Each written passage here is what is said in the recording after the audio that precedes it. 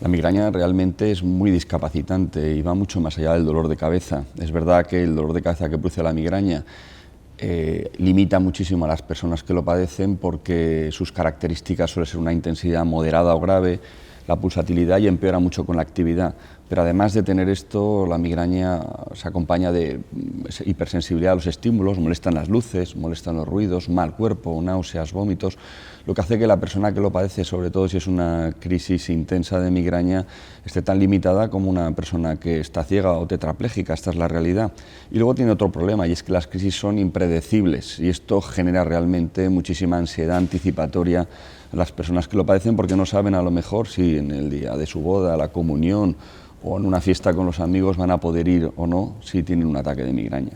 Aquí hay dos elementos. Uno es que muchas veces las personas no consultan porque han crecido en un ambiente donde a lo mejor su madre también ha padecido migraña y se ha minusvalorado realmente la discapacidad y los síntomas que producen. Pero esto afortunadamente hemos visto que en los últimos años ha cambiado y cada vez las personas van más al médico y se quejan del dolor de cabeza con la idea de que les busquemos un remedio. Sin embargo, los médicos seguimos teniendo una tasa baja de diagnóstico en las personas con migraña. Posiblemente, como es un diagnóstico clínico, al final es mirar a los ojos del paciente, hablar con él y entender realmente lo que le pasa y a raíz de eso hacer el diagnóstico, y no tenemos a día de hoy un marcador biológico, es decir, un análisis que nos permita hacer el diagnóstico de lo que padece la persona, están infradiagnosticados. Tenemos que hacer realmente muchísimas actividades para concienciar a nuestros compañeros lo importante que es el diagnóstico de la migraña, porque a día de hoy tenemos muchísimos tratamientos que pueden cambiar radicalmente la vida de las personas que lo padecen. Les facilita mucho el diagnóstico con unas tasas relativamente altas de sensibilidad y especificidad. Esto les va a permitir hacer un diagnóstico más sencillo, aunque a lo mejor hay algunos casos que no los van a diagnosticar, pero mucho más de lo que se está diagnosticando ahora, y además detectar posiblemente pacientes que merece la pena remitir al neurólogo para poner un tratamiento mucho más específico. La mayoría de los pacientes con migraña se deben manejar en atención primaria y también lo pueden hacer médicos del trabajo, pero en casos que la migraña es muy frecuente, muy discapacitante, que tienen que ir a urgencias las personas que lo padecen o que no hay una respuesta adecuada tanto a los tratamientos de las crisis como a las primeras líneas de tratamientos preventivos, sin lugar a dudas debería ser valorado por un neurólogo, primero para asegurar el diagnóstico clínico y segundo para hacer un tratamiento específico para esa persona. Tenemos dos situaciones, uno lo que sería la prevención y otra situación que sería lo que debemos hacer cuando a alguien le duele la cabeza. En cuanto a la prevención en el trabajo, dentro de lo posible tenemos que tener ambientes lo más suaves, permitir a las personas que tengan unos ritmos establecidos, por ejemplo, a las personas con migraña les vienen muy mal los cambios de turnos y se pueden evitar. También las luces intensas, ahora mismo hay muchos edificios inteligentes y utilizamos muchos LED de luz muy blanca. Entonces hay que buscar igual no luces tan frías, sino luces más cálidas para las personas que padecen migraña, que tengan sus descansos cuando están dentro del ordenador, para evitar que estén continuamente mirando las pantallas, que en muchos pacientes puede ser un factor desencadenante.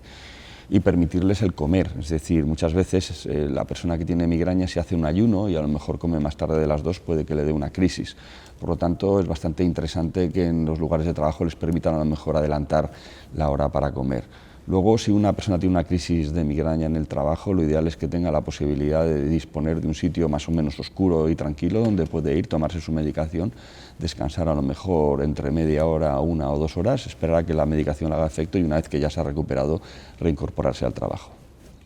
Esto tiene que ver por la causa de la migraña, que es una enfermedad genética, es poligénica, es decir, nosotros heredamos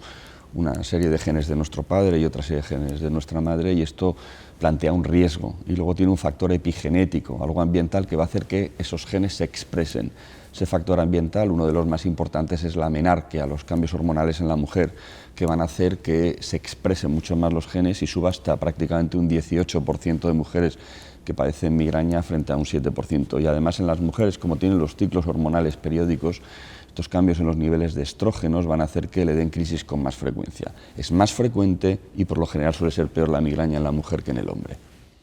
Sin lugar a dudas, en las unidades de cefaleas lo tenemos en cuenta, pero vamos, es que es nuestra obligación. pero no se tiene en cuenta fuera de las unidades de cefaleas. Tenemos que transmitir que es muy importante los ciclos hormonales en la mujer a la hora de desencadenar las crisis de migraña y que hay una entidad que es la migraña menstrual, que es un poco más refractaria al tratamiento y que muchas veces, si la mujer tiene los ciclos más o menos regulares, podemos prever cuándo va a tener el dolor de cabeza y tratarlo antes, pero independientemente de eso tenemos que ser mucho más enérgicos.